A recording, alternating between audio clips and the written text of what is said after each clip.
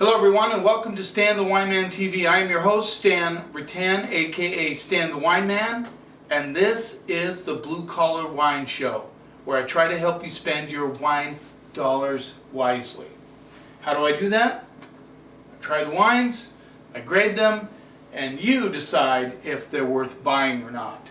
Remember, it's always up to your palate. Today I'm going to look at Handcraft Wines. This is part of the Delicatto Family Vineyards portfolio, but it's headed up by Sirah in Delicatto, who is part of the family, of course, and she decided to create a wine along with winemaker, let me see, it's Alicia Ises, I hope I said that correctly. So there's two women together creating a wine, and what she does with their wines is she puts a little bit of an Italian varietal in there to give it that little family heritage twist. What I liked about these wines when I first was introduced to them was their price. These are all line priced, which in our biz means they're all the same price point. Now, in most areas you can get them for around 13 bucks. I have them for 11 bucks at the store, and you know, they're just a great value. I've tried them in the past, I really like them, and part of the Rubina, who works for in Delicatto, has reached out to me to ask me to do an article on women in wine. Now this was a while ago, and I got a response in email to an interview from Sirah in Delicatto. I just haven't put all the pieces together yet to write that article, which I'm going to do because I think it's a very intriguing subject. You know, with for many years the wine world was dominated by men, and then slowly but surely more women got recognition. People like Heidi Barrett, of course, you know, who put Screaming Eagle on the map and is still a very highly respected winemaker in Napa. You have Helen Turley, of course, you know, Turley Wines sold that label, but now is a big time consultant down in Napa down there. So that's not all of them, of course. There are many other women who have made their mark in the wine world, and I think a lot of people would be interested in that. But these Handcraft wines, like I said, are a project that Sirah in Delicatto has taken up, and she donates part of the proceeds to the wine sales to breast cancer research because she was in the medical field for a while, and she just sees the need to help those people out, which is a really good cause, by the way. So we're going to start out with the 2013 Handcraft Chardonnay. And let me see if it has a bit of Malvasia Bianca in it. So that's, you know, it's not 100% Chardonnay. She threw that Italian varietal in there. So let's see what we get here. And this again, $11. I'm afraid my Chihuahua is going to act up in this episode. She seems to have that attitude that she wants to bark. So we might get some barking in this episode. Beautiful day outside today. Freezing cold. That's okay. Get rid of some of those bugs. Got my little Porto boat in this episode. I'm going to move it out of the way today. Got that in Villa Nova de Gaia. So, very creamy on the nose, a lot of apples and pears. Of course, I don't know how do you do creamy on the nose? Like, I think you understand. I think you understand what I'm saying. That's kind of a cornball thing to say, creamy on the nose. Well, you know, I don't really know what that means. I mean, sometimes I get the sense of creaminess, I guess, and I do that a lot in my notes, so I'm not afraid to say it. It just all of a sudden it sounded cornball to me. A little bit of baking spices coming through, very interesting. Let's see what we get on the palate.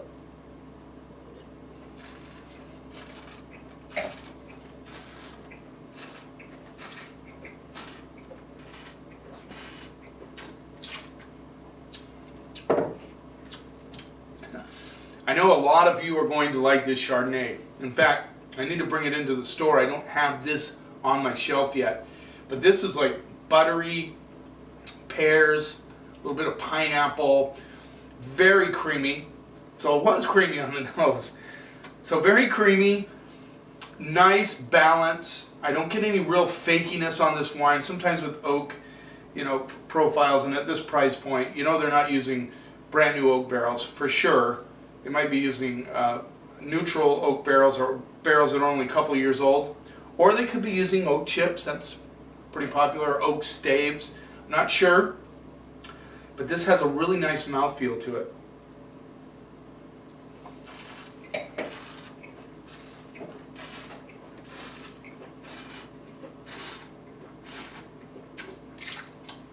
My only criticism, but this is just my palate, it's on the sweet side, but that doesn't matter because I know a lot of you are going to like that. It's not a super bone dry Chardonnay. It has good fruit, good mouthfeel, nice balance across the palate.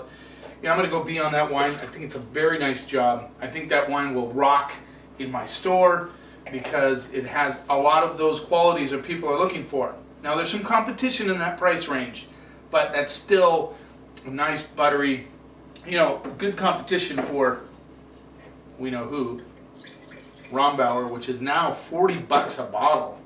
Crazy. That stuff is like buttered popcorn, I'm telling you. How many of you like Rombauer Chardonnay? If you want to make a comment, I don't know if people are having trouble making comments on this YouTube channel. I got to check into that. I haven't had a chance to do that yet. But if you want to make a comment, just comment. You have to. I think you have to be a subscriber to comment. I'm not positive. Maybe not. Have to look into that. But I would like you to subscribe, by the way. That always makes me feel good, and it shows people that other people are watching. But anyway, all that aside, I forgot what I was saying. Oh, Rombauer. How many of you like Rombauer? Have you tried it? I mean, $40 for a bottle of Chardonnay. The problem I have with Chardonnay is that it goes fast. I mean, you pop a bottle of Chardonnay, start drinking it, poof, it's gone. Anyway, so are you willing to pop on $40 for a Chardonnay at Rombauer? Let me know. Make a comment. Comment, please. Handcraft Petite Sirah 2011. California, I mean they source of fruit from all over the place, no specific. Now let's see, this has a dash of Zinfandel, one of the first grape varieties embraced by early Italian farmers in California. So this is a Petite Sirah with a dash of Zinfandel. There's your California heritage. Of course, in Italy, they have a grape related to Zinfandel called Primitivo, and so there you go. And they have a lot of Primitivo in Italy. So this is a Petite Sirah, very smoky on the nose. Very smoky. Get a touch of stink, which is very interesting.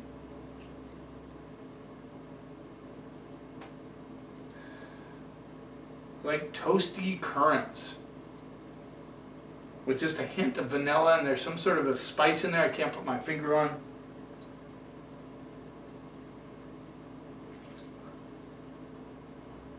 Oh, just got a little tarragon in there, which is very interesting.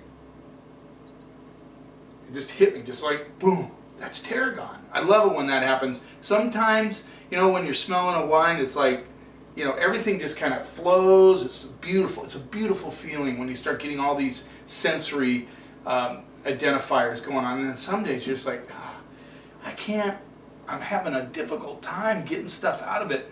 And, you know, I mean, we're talking about a guy that analyzes wine on a regular basis. I know all of you out there are going to, you know, get that into sniffing your wine, although I do encourage it, really. And, you know, again, if you want to make a comment, how important do you think it is to smell the wine? Do you think it's important, or do you think it's a waste of time?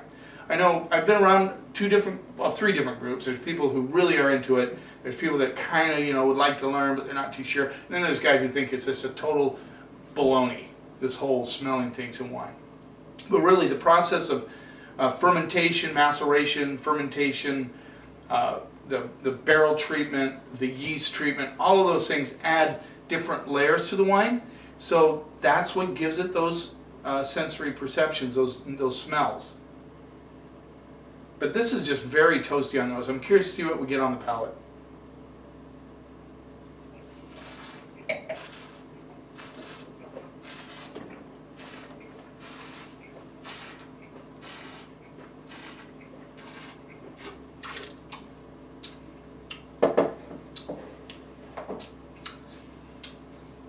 like the Chardonnay, this is very full-bodied, very soft, but big in the mouth.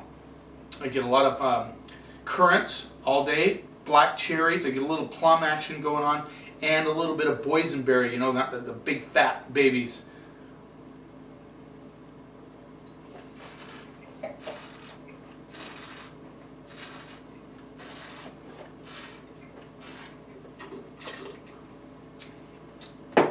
Getting some interesting chocolate and mocha notes on it.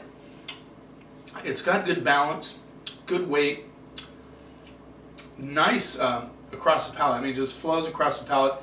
A little fruit forward. I mean, it does have that fruit on it. It is, but like I said, a lot of you are looking for wines like this, and this has enough fruit on it that I'm willing to say that this would be a good turkey wine because it doesn't have heavy tannins. It's got good fruit. And I just think those would be a nice balance with the savory part of a turkey meal.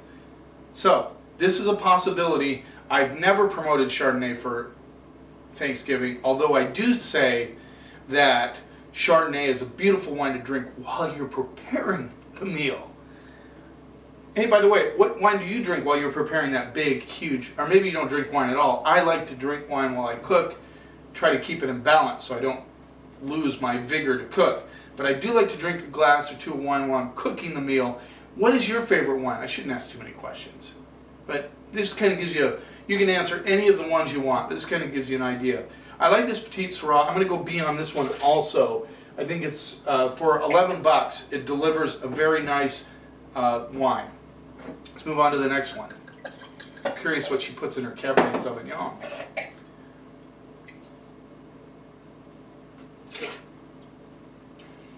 Okay.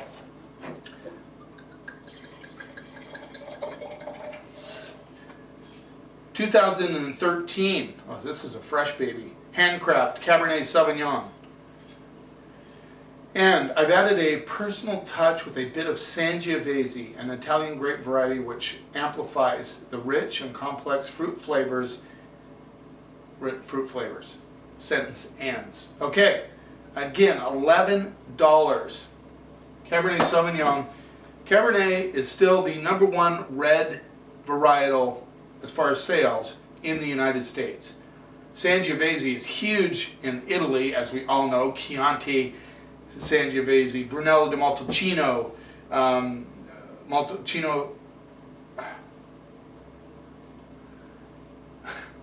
Brunello di Montalcino, and then I'm missing one. I can't seem to.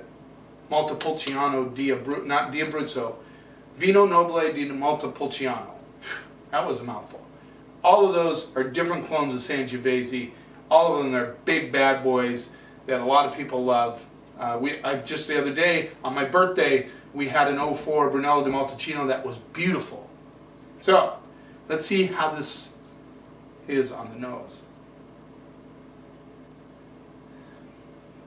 A little bit closed. Not getting a huge amount out of it. Definitely right there. I got a really nice, a little cinnamon with some black currants. A little dusty element coming through. I'm just wondering if that Sangiovese, I don't know how much they put in here, if that kind of, held back on the nose. I mean, Sangiovese has a very good nose on it, but not to the extent of a Cab, of course. Getting a little bit of backdrop of like a cocoa, like a really nice, on the milk chocolate side cocoa. Let's see what we get on the palate. That little hit of tobacco there. Let's see what we get on the palate.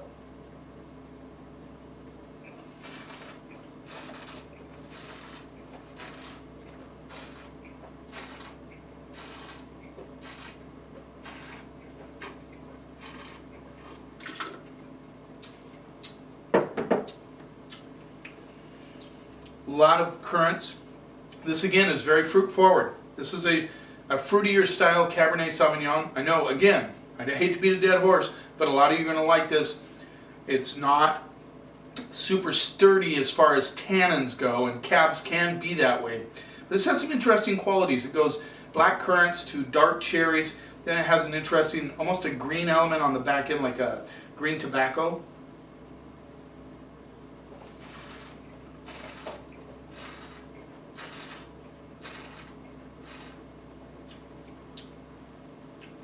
It's got some grit. You know, once you swallow it, you get a little bit of that solid kind of tannic. There's a little tannic structure on this. This is not a flabby wine. It's just a fruit-forward wine. Not my style of cab by any stretch of the imagination. But that being said, I know a lot of you are going to like it. I'm going to have to go B- on this one. I think typicity of a cab, it misses just a little bit, so I'm going to hedge it down to a B-. Still a good wine. I know a lot. I say B- because for $11 this delivers some really good quality fruit.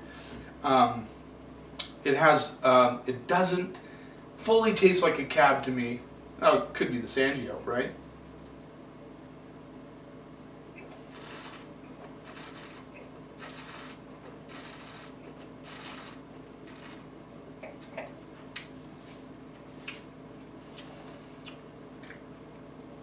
Yeah, I think, you know, I mean, it's one of those ones I want to say C+.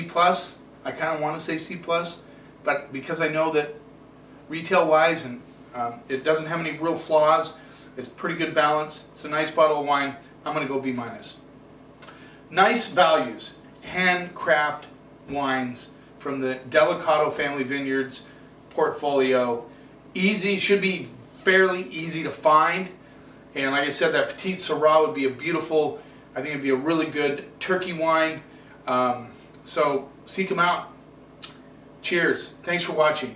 And here's to keeping the snob out of wine.